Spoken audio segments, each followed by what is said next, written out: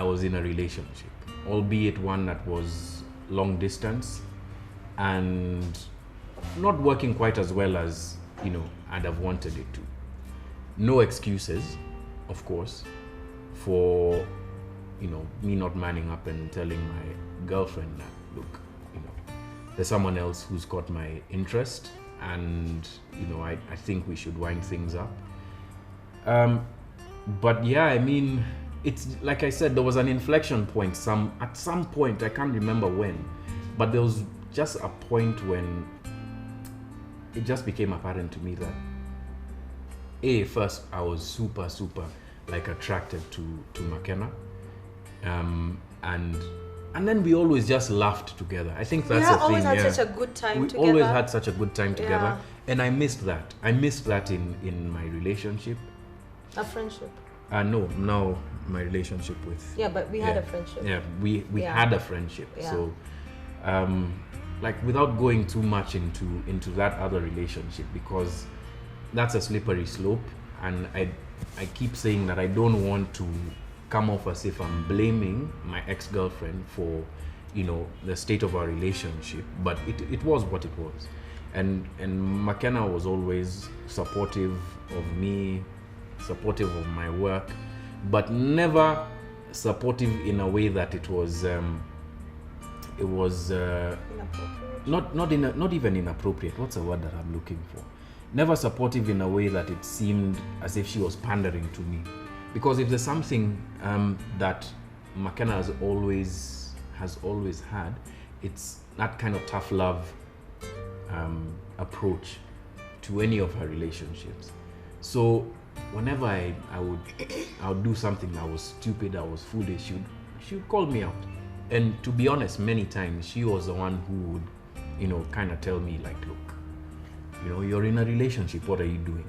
She would keep on asking me those questions. So I think that was the inflection point, and for me, just fall deeper and deeper and deeper.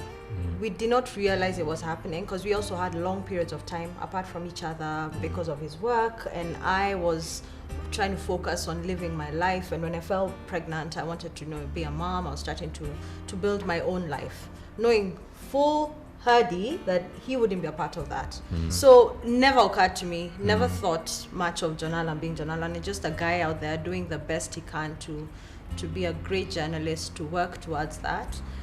And yeah, that's really it. So there's no, oh my God, it's John Allen moment. If anything, I'm a groupie. I'm more crazy about, oh my goodness, it's John Allen now than I cared to be then. When I was pregnant, that period was a bit tough because we both weren't handling it very well. Yeah, first time, not expecting it would happen. Of course, there was the girlfriend. There was me, who's just you don't want to be seen as this girl who's an orphan and she's hopping all over the place and things like that, and trying to make something of life. It was a tough period because there was uncertainty. I like to know where I'm headed, what to expect, what's coming. Yeah, so that uncertainty was unsettling. But for the most part, I was excited to get a baby. I always wanted to have children, so that was great. I imagined I'd have it in the context of a family, but that wasn't going to happen from the look of things. At least from the start. Yeah, at least from the start. The transition for me was at the time that she got pregnant. I had to come clean, with my girlfriend, with my family, and that was very tough, but it was also cathartic. I think that's when I really knew who my friends were, and that really now sort of shook me and solidified me. So the circle of people who I have around me today, probably by and large, were the people who, whereas they told me like, you guy, man, you messed up, but this is the way to go. Those are the people who are now with me and in part are our friends. But interestingly, at the time, there was stuff that was happening in my career that was good, like was taking off. So at the time, Moha and I had just done like a big story, I think one of our first, and we were threatened and we had to leave the country for a month. And it's interesting how God works, because during that time, I had a lot of time on my hands, and I remember our apartment was near like a really pretty lake, and so I'd go jogging a lot, and just have just my own time and just go around and think about my life and what I wanted, and whether I wanted to be that kind of guy who has kids everywhere, but more fundamentally was fine, I can be a person who's present in my child's life, but not be in a relationship, right? But I didn't want that. I always wanted to also have kids in the context of a family, because I've grown up in that context. But then now it also forced me to really confront everything beyond the rumors, beyond some of the nasty things that blogs were writing about McKenna more than about me, about some of the noise that I was hearing from my friends, and also some of the noise in my head about what I should do. I think that time really was the time when I realized that I really love McKenna. And so when I came back, I think I'd written to you a couple of times, right?